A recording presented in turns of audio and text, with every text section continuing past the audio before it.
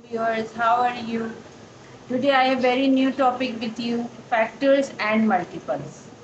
आज मैं आपको बताऊंगी फैक्ट किसी भी नंबर का फैक्टर निकालने का बहुत ही ईजीएस्ट और quick way. Actually factor means completely divide living no reminder. मतलब फैक्टर्स ये होते हैं कि अक्सर बच्चे फैक्टर्स और मल्टीपल्स में कंफ्यूज हो जाते हैं। तो आप इस चीज़ को अलग अलग कैटेगराइज इस तरह कर लीजिए कि फैक्टर्स वो होते हैं कि अगर किसी भी नंबर का फैक्टर फाइंड आउट करने को दिया जाए तो आपने सबसे पहले ये सोचना है कि वो नंबर कौन कौन से टेबल में आता है। अगर आपको इसमें भी प्रॉब्लम हो रहा है तो आप लोगों ने इजीली उसको डिवाइड कर कर देख लेना है। अगर उस नंबर को डिवाइड करने के बाद कोई रिमाइंडर नहीं आता तो समझ लीजिएगा कि वो नंबर उसका फैक्टर है। तो ये हमारा फैक्टर है। कुछ एग्जाम्पल्स हम इसके करते हैं, आपको इसका और क्लियर हो जाएगा। देन मैं आपको बताऊंगी कि मल्टीपल्स क्या होते हैं। ठीक है, क्योंकि अक्सर बच्चे फैक्टर्स और मल्टीपल्स में उनको कंफ्यूजन रहता है। For example question number 1, find the find the factor of all the factors of 12। अब 12 के फैक्टर्स मालूम करने हैं आप। सबसे पहले हम लोग ये सोचेंगे factors of 12। Factors of 12, fact 12 कौन कौन से टेबल में आता है। दो चीज़ों का हमें याद रखना है ऑलवेज, 1 और वो नंबर खुद। हर नंबर का फैक्टर होता है। मतलब ये है कि 12 1 के टेबल में ज़रूर आएगा। फिर हम लोग सोचेंगे 1 के बाद 2 में चलेंगे, 2 के टेबल में भी 12 आता है। देन 3 3 4 12, 3 के टेबल में भी आता है। जब 3 4 12 होता है तो 4 3 भी 12 होता है। 5 के टेबल में नहीं आता, 6 के टेबल में भी आता है। देन 7 8 9, 7 में भी नहीं आता, 8 में भी नहीं आता, 9 में भी नहीं आता, 10 में भी नहीं आता, 11 में भी नहीं आता। देन 12 खुद में आता है। तो 12 के फैक्टर्स कौन कौन से हो गए, 1 2 3 4 6 एंड 12। अब इसको हम लोग चेक कर लेते हैं। फॉर एग्जांपल मुझे थोड़ा कन्फ्यूजन हो रहा है, मुझे नहीं मालूम कि 7 फैक्टर है या नहीं 12 का। तो हम लोग अपने रफ में जाके 12 को 7 से डिवाइड करके देख लेंगे।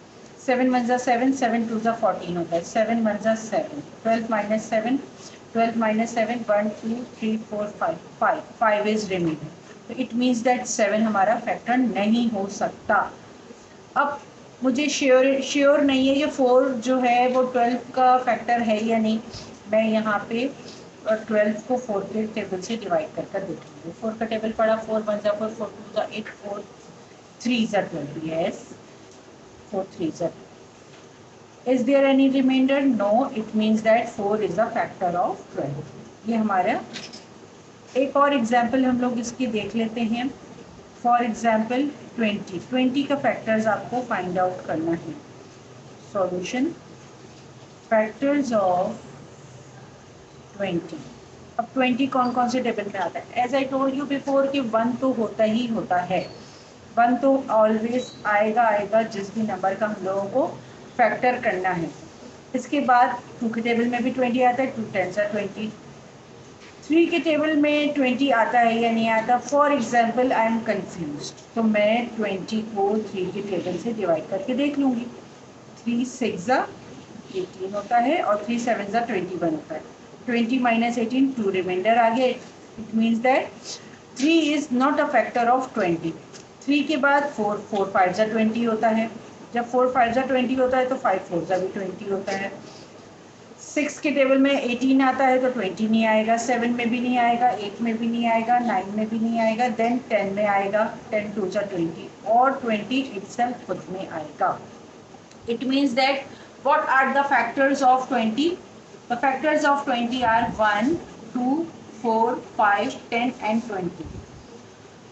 तो ये आपका बहुत ही क्विक और ईजीएस्ट वे है। अब कोई भी बड़ा से बड़ा नंबर भी दे दिया जाए और उसका फैक्टर आपको अगर फाइंड आउट करने के लिए कहा जाए तो आपने जस्ट सिंपल ये देखना है कि वो नंबर कौन कौन से टेबल में आ सकता है। छोटे से छोटे टेबल से चलते जाएंगे, जहाँ कोई कंफ्यूजन है फ़ौरन डिवाइड कर कर देख लिया। अगर कोई रिमाइंडर आ रहा है तो इसका मतलब वो उसका फैक्टर नहीं हो सकता।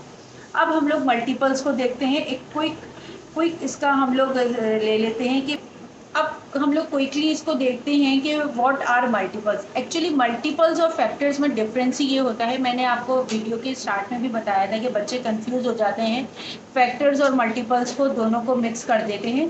फैक्टर्स का तो मैंने आपको बता दिया। मल्टीपल्स में हमारे पास जो होता है, जो भी नंबर का आपको मल्टीपल्स फाइंड आउट करने को दिया जाए, एक्चुअली उसका टेबल लिख देते हैं। अब ये है कि मल्टीपल्स आपके अनलिमिटेड हो सकते हैं, number has always unlimited number of multiples हो सकते हैं। तो बेसिकली कॉमनली हमें ये दिया जाता है कि एक लिमिट दे दी जाती है कि किसी भी नंबर का मल्टीपल्स यहाँ तक निकालना है, और अगर नहीं निकालें तो नहीं, अगर दिया हुआ हो तो आप लोग उसको 3-4 उसके मल्टीपल्स लेकर आगे सो ऑन कर सकते हैं। लेकिन ऑलवेज रिमेंबर कि मल्टीपल्स जो होता है वो किसी भी नंबर का अनलिमिटेड होता है। Find the multiples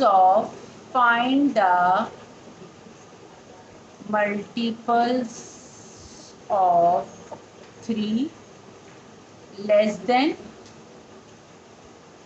18।